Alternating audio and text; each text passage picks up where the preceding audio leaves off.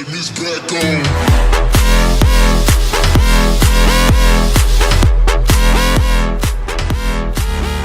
Hello guys, Turbocharged 51 over here. I hope you're having a splendid day so far and that everything is going good wherever you are in the world. Guys, unfortunately we start off this video with some very bad news. We've had an R&D aerodynamic part that has failed. Oh boy, I just repurchased it, and I hope it is going to come in at the next race, because I was really looking forward to the spot. But the next race is Monaco, where aerodynamics is a must, so maybe it's a hidden blessing. I hope it is. Other than that, guys, stuff is going good so far this season. The only thing that's not going so good is my rivalries with my teammate and my other rival, which is Roman Grosjean, but it's not the end of the world. Guys, here's the R&D tree. As you guys can see, we're plateauing a bit, but Williams, Force India, Haas, Renault, okay, just those guys have actually made upgrades. Everybody else is plateauing. I think there's going to be a lot of upgrades going into Monaco, so we'll just see about that. But other than that, I hope you guys are excited for this one. This is going to be an epic episode. Spain, Catalonia, one of the most iconic Formula 1 tracks out there, and I'm hyped for this one. I hope you guys are too. Let's head to qualifying.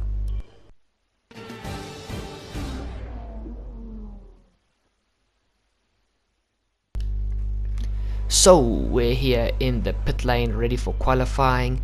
As you guys can see, I'm just playing a little bit around with the fuel and the aerodynamic setup. I tried a few different stuff just to see what the car would do. Not big changes, but just to see if I felt a little bit more comfortable with the car. I went out here for my first run. As you guys know by now, I do 3 laps on my first set of tires with a little bit more fuel, and then my third run, my final run, well, my second run, but my third flying lap is done on full blast, minimum fuel, brand new tires. I give it my all on that lap, because usually that's your fastest lap. If you don't improve on that lap, then it means one of your first laps was absolutely flying, because you were either overweight on fuel on the first lap, or you had worn tires for the third lap, but technically the second flying lap. Other than that, here you guys can see I start off my first lap, not the best exit off of the final chicane of the Circuit de Catalunya, as they say in Spain. But still, I was just, the first lap is like a banker lap. You don't really push too hard, but still you give it as much as you can offer at that stage. You guys see I'm at the end of the lap. I hit that chicane a little bit with oversteer, but not the end of the world. Flat out through this final corner, open the DRS as soon as the lights pop open, and it's a 1 minute 19.3. Not the fastest lap in the world, actually very slow. But that was the end of my third lap, actually. Sorry for that. The first lap was not really something special, to be honest with you, but yeah, let's head on to the final lap as soon as I just get all my ducks in a row. As you guys can see, at the moment I'm P17, so I'm in the drop zone. At this moment, Pierre Gasly, my teammate, is absolutely thrashing me when it comes to qualifying. I don't think I've out-qualified him once. No, I did. I out-qualified him at China, but that is basically the only place I've out-qualified him. I usually outrace Pierre, but his qualifying pace is quite significant, so it's gonna take a lot out of me to start beating Pierre in qualifying. But that's good. That means there's a bigger challenge for me, and that means that there's more room for me to improve, especially over the AI. Once again, I'm just letting you guys know that I am a pad player. I don't have the money yet for a wheel, but that will definitely come in the future. So let's head on to the final lap with just over 2 minutes left in the session. Well, at this stage only 45 seconds left in the session. I take a nice wide line out of the final chicane to get the max speed out of this final corner, open the DRS, overtake mode on the ERS, and max fuel mix. We barrel down into this first corner, going down to third gear up to fourth gear, the oversteer. Miss that second corner's curves, otherwise it will give you oversteer. Almost flat through here, you just lift slightly through the corner and barrel down through here, up into 8th gear, down to 4th gear, get the car to turn in, and then just slowly ease your way to max throttle so that you get the best possible speed out of that corner. This corner is one of my favorite corners. 2nd gear up to 3rd gear to kill the oversteer and just floor it out of there to get the best possible speed up into this I would say a little bit embankment and uphill chicane. 4th gear through there, kill the oversteer, just clip the curves on both sides. almost flat through here, down to 6th gear, through the corner. DR is open on this little back straight, up into 8th gear. We go down to 2nd gear to get the car to turn in, up into 3rd gear to kill the oversteer. Well, there I just went flat out from 2nd. Over that curb there, left as you go over the curb, otherwise your car will kick out with oversteer. 3rd and up to 4th through that corner. Down here to 3rd gear to get the car turn in, 4th gear, brake for the final chicane, down to 2nd gear, keep it in 2nd, 3rd for that final one, and floor it out of the final corner, and flat through here, and our time is going to be not improved at all. We were down by 2/10, and unfortunately we stay P17 with 2.5 seconds off of pole pace, which is still a lot, but it's not the end of the world. So let's head to the race and see how things go.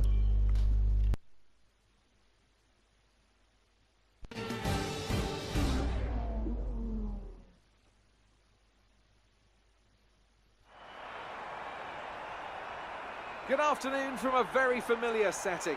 It's race day here in Spain, and with everything still to play for in the championship battle, there's no room for mistakes in a Grand Prix that's well known for creating them.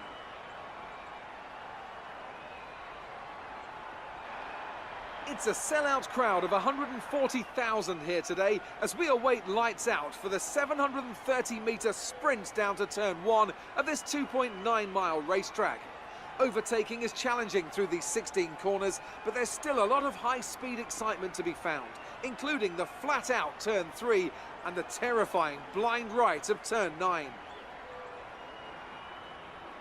Anthony Davidson is here with me today. Together we'll be taking you through all the action of this Spanish Grand Prix. It can be hard for the cars to follow each other closely here due to the dirty air coming off the car in front, so perhaps we're looking at a more strategic Grand Prix, Ant. What do you think on that?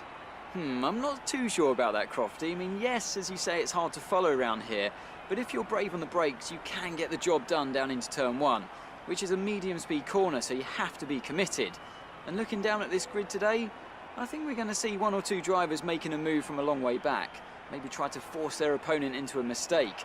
I don't think this is a race that's going to be purely decided in the pit stops. We're almost ready to go then, and this is what the starting grid looks like for today's race. Sebastian Vettel has a clear track ahead of him today. He starts in pole position, with Daniel Ricciardo slotting in alongside. Looking down the rest of the grid, we have Bottas, Raikkonen, Max Verstappen and Hülkenberg, Alonso, Sainz, Grosjean and Kevin Magnussen. Ocon, Hamilton, they've taken a grid penalty. Sergio Perez and Leclerc, Gasly, Van Dorn, O'Connor and Marcus Ericsson. Stroll and Sergei Sirotkin rounds off the grid. And now it's time to head down to the track. Okay, top 15 is what we expect from you today. See if you can bring home the result we want. Yo guys, it's race time. I have a feeling this is going to be a good one. I'm never hyped about Catalonia before I start the race, but as soon as I'm on the grid, I just start getting hyped. Guys, unfortunately, I have to apologize once again. The replay cameras, there was no glitch this time. I was just a little bit of a numbnut, and I forgot to record the replays. Honest mistake from my side, guys. It won't happen again. I apologize sincerely for that. So this is the final race you guys will have without replay cameras. From the next round in Monaco, I will make a point of it of getting the replay cameras. But as you guys see, I just play around with the strategy. 2-stop is the only way to go. So enjoy the formation lap. I'll see you after the formation lap.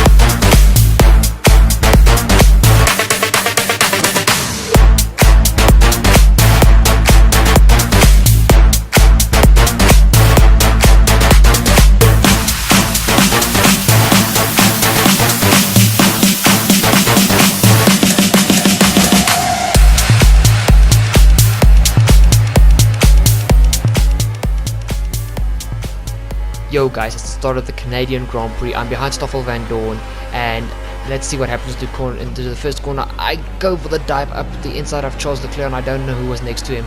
But any guys, ooh, I've got a little bit of bump there on the rear, and Charles Leclerc has spun. Was that? Yep, I think that was me. It's only a warning, but okay, I feel a little bit bad. Sorry, Charles. You can get me in another race. I'll give you a free position in another race. I'm not promising that, but I'll see what I can do. We go through the fourth corner here, guys. I go up a dive of Perez and Lewis Hamilton.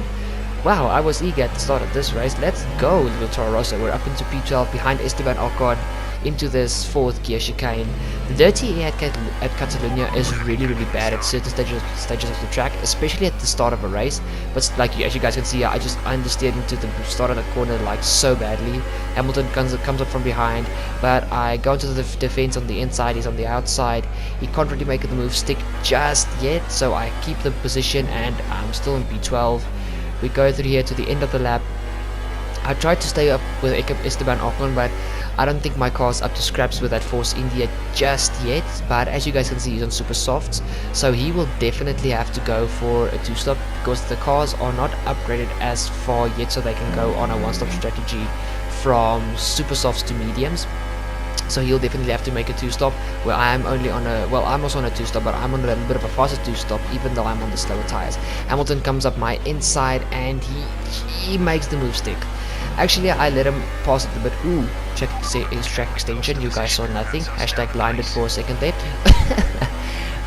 Because I knew my race wasn't with him, and that Merc is the top car in the field, so it doesn't help that I just kept him behind me. My race was not with him. My race was with the midfield and the back marker cars. So I let him through, and now Sergio Perez is up my high knee on the same tires, but it was a little bit easier to keep him behind for him being on the same tires. We jump here onto the end of lap 3, the lap that DRS gets enabled, or no, DRS is already enabled, and Sergio Perez is behind me. I head into overtake mode on the ERS. I was saving my field at the beginning of the race a little bit so I could be more aggressive at the end of the race, because I was going onto a set of mediums much later than most of these guys. Most of these guys that are on soft tires are going for a one-stop from softs to mediums, but I don't trust that strategy here in Season 1 with the tire wear upgraded cars. So I was honestly just going for a two-stop and just driving as hard as I possibly could. This poor car's mechanical parts, I think, were aching at the end of this race, but you guys will see as we near the end, it just gets more and more exciting. Other than that, we head here onto lap 6. A few cars have already got into the pits because they're on super soft. As you guys see, there's more cars diving into the pits. I have to defend from Sergio Perez. I had given him a little bit of a tap on the rear tire. I came across the track too early. I dive up the inside. Vettel is also on the inside. Oh, Perez locks up, but we make the move stick. We gave Perez a little bit of a shove, as well as we made some contact with Vettel. That was not on purpose, but that was a really tight situation. We're up into P3 with all the cars pitting. The only cars ahead of us are Sergio. Oh, if I swap these Force India drivers once more, I'm going to kick myself. It's Esteban Ocon, and I can't really. Oh, it's a Ferrari. That's probably, yep. It's got to be Kimi Raikkonen because Sir Vettel is behind us. Okay. As we head on to lap 9, I'm in P1 because I'm on a two-stop strategy, but these soft tires were actually going very well. And as you guys see here, I've got a DRS failure. Wonderful. So I had no DRS for a few laps, but not that this really mattered, because at this stage I was just leading, so everybody had DRS on me. I didn't have DRS on anybody else. Hopefully this problem gets resolved before the end of the race, because I think I'm eventually going to start making overtakes, especially to the end of the race. Here you guys can see Daniel Ricciardo, the actual leader of the Grand Prix at this stage, just passes me. I actually let him go past. I didn't want to give him too much of a hindrance, but at this stage I was just like, nah, I can keep the lead just for a little while longer. Just to have a little bit more fun. As you guys see, for some reason the virtual safety car is deployed. I don't know why. There wasn't really a problem on track. All I saw was that my teammate was dead last by so far. If you guys can look on the mini map there, he's only going through the final chicane now, and we are already past the 4th corner, so I don't know what was going on there. By the time we get to this hairpin, the virtual safety car is ending and it's back up to racing speed. Luckily for me, this was actually good, because lap 10 was the lap that I was going to dive into the pits, so that took away the time that other drivers could get to catch me. We were going for an undercut. Now let me quickly explain to you guys what an undercut and an overcut is. An undercut is when opponent car goes to pit earlier than you go to pit. So basically they want to get their fresh tires on the car and push as hard as they can to try and jump you, so when you go to pit that they have made up enough time to pass you while you are in the pit lane. An overcut is when two drivers also race on track and one pits early, but one guy, like, he goes in like 5-6 laps later, he goes in much later, he extends his stint to, and usually an overcut works is when the first guy pits and he comes out behind slower cars and they keep him up. You call that traffic. So the way to make an overcut work is usually on tracks with that city tracks like Monaco and Baku, where overtaking is not the easiest thing in the world. So you try to extend your stint, let that guy battle a bunch of cars, and you get like 3-4 seconds on him. So that's an overcut. So that's a quick lesson, guys. We head up here onto lap 19. That my second stint of the race was not interesting at all. It was actually quite boring because there was no fighting. I was just basically driving around, just managing my tires and still going strongly. As you guys can see here, I've got Marcus Ericsson behind me on medium tires, who is only on a one-stop strategy, but he was actually quite pushing me because these guys extended their soft tire stints so much longer than I did. I don't know how they got those tires to last as long, but these mediums of them were fresh and my soft tires were extremely worn at this stage. Okay, I overreacted a little bit there, not extremely, but they were, the wear was quite high at this stage. So the cars that were on fresh mediums were definitely faster than me, even though I see the hardest tire compound of each weekend not really being the racing tire, even though, as you guys saw with my strategy planning at the beginning of the video, well, at the beginning of the race, that I was going onto a set of mediums. I tried to stretch these soft tires a little bit further than they are supposed to go, so I could go on to super softs, but that was just, I couldn't stretch them this far. If this was a season 2 or season 3 car with tire wear upgrades, I would definitely have been able to do that. But as you guys see, at the end of lap 22, I dive into the pits. My mediums were going to be so much more fresher than the other cars around me. So at this stage, you guys are going to see the pop up on the screen now. It was time to push, and time to push hard. Look at this train of cars that are coming out in front of me, or just passing me. They are on mediums that are about between 5 to 10 laps old. So my mediums were years fresher than theirs, and I didn't even push that hard because I didn't want to overcook these tires like on the second lap, but I was still catching them at a stinking speed. I know it's not a very good comparison, but bear with me. I'm an Afrikaner and I struggle with English, okay? As you guys can see, Roman Grosjean was actually on the soft tires, but at this stage I didn't defend too hard. I actually let him pass because I knew these cars ahead were going to hold him up. As you guys see, I go slowly through that corner, actually on purpose. I jump on the brakes just to let him pass because I knew if we battled too much, the guys ahead were going to get away from us, and then we were just going to battle an unentertaining battle until the end of the race. As you guys see, we head on to lap 25, and I'm back onto the back of Grosjean because he's stuck behind all these guys on worn mediums. I go to the inside to the inside of the chicane, and I dive up the inside, and I am just completely past. That was not even a hard move to do because my grip levels are so good. Even though Grosjean's is better on those tires, he could do nothing about it because he was being held up by all these guys ahead of us. So I'm up into P16 on lap 25. There is 5, 6, 7, 8 laps to go, although I think 7 laps to be exact because the front guys were catching us very rapidly, so I actually knew they were going to lap us by like lap 30, lap 31. So I was banking on finishing this race on lap 32. As you guys see, I'm on the back of Stoffel Van Dorn. I get a brilliant exit out of the final 2 corners, rich mix on the fuel, overtake on the ERS. I told you guys second fuel was going to help me, and I just come up behind him. The McLaren motor is not so strong, so I can match with him a little bit. Dive up the inside of the first corner, down to second gear, third, fourth to kill the oversteer, and I'm up into P15. With still 4 cars ahead, P11 was possible here. Here's my teammate ahead of me, Pierre Gasly. I didn't really want to dive on him. I needed him to stay in this pack so he could also win a few positions, but it wasn't easier said than done. We go here through the 4th corner. I go up to 6th gear, maybe 7th, no, still in 6th. I dive up the inside of my teammate Pierre Gasly and make the move stick. I'm up into P14. Perez is extremely slow out of that hairpin, but He doesn't really give me space, so I just have to take that squeeze that he gives me and stay behind him at this stage. The lap 32, we've still got 6 laps to go. Come on, little Toro Rosso, we can do this, baby, we can do this. Guys, I live for this battling.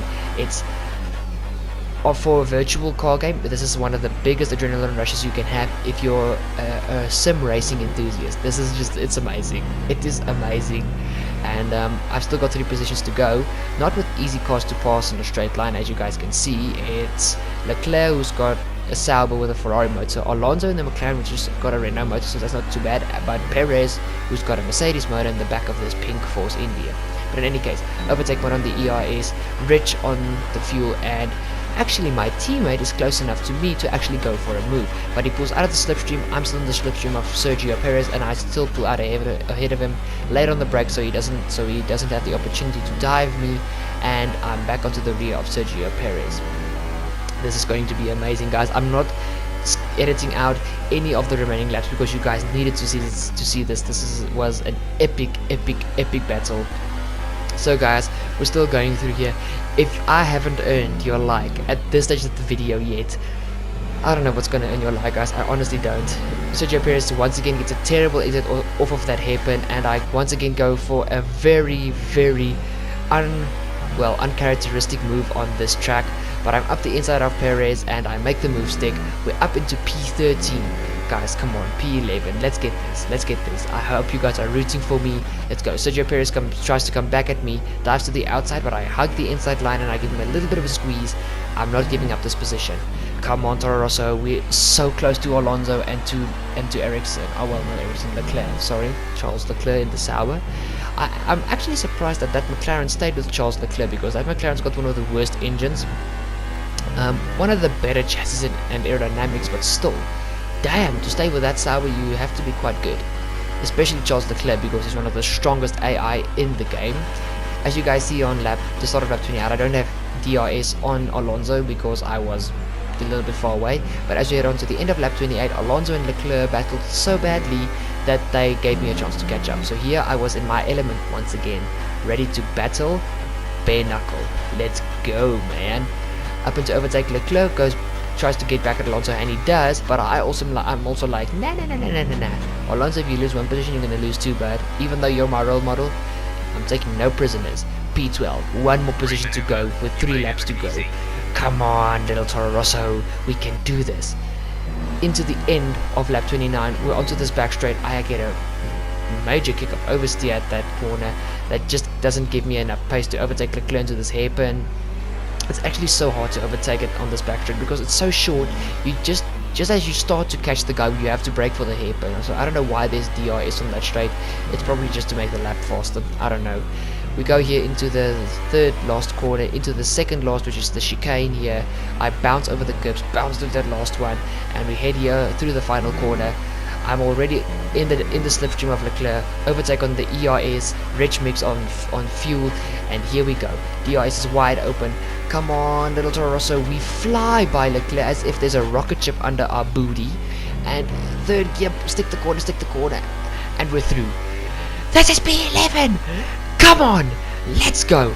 This is amazing. As we head on to the end of lap 32, guys, Leclerc didn't have any answer for me. He didn't even try to come back at me any time in this race. This is the end of the race where I just make the front running guys pass. I think it's, I don't know who's actually behind me. Is it a Mercedes or something? I think it is a Mercedes. Yep, it's the Mercedes of Lewis Hamilton. Wow, he's actually gonna come home in third after starting like, I don't know what, P13, P14, I can't remember. But Kimi Raikkonen wins the Grand Prix. Guys, this was epic. You better hit that subscribe. Damn, Turbo not out yet, but Turbo positive.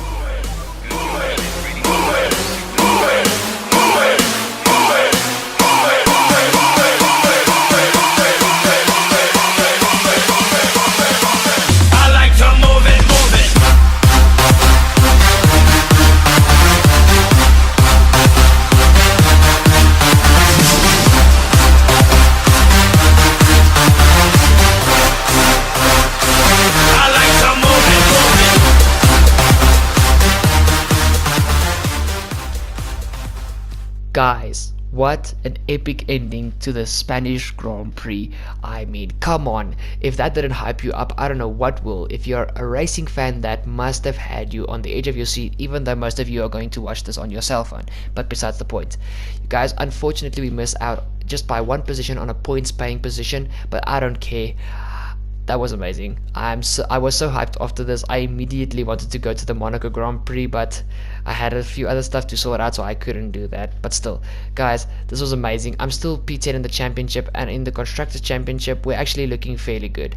So, yeah, let's head to Claire and see what she has to say. Good day today. Tell us about it from your perspective.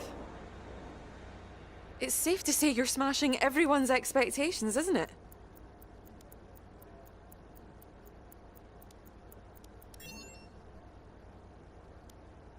Do you think you were lucky not to end your race with that crash?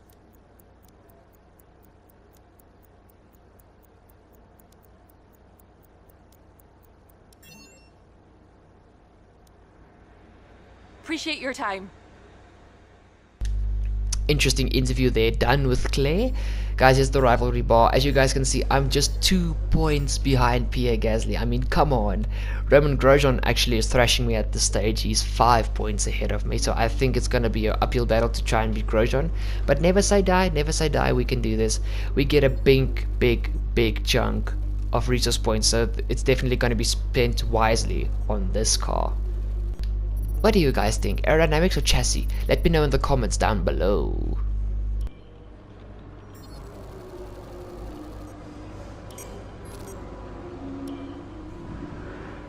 Great work. That's exactly the kind of result I'm looking for. Keep it up.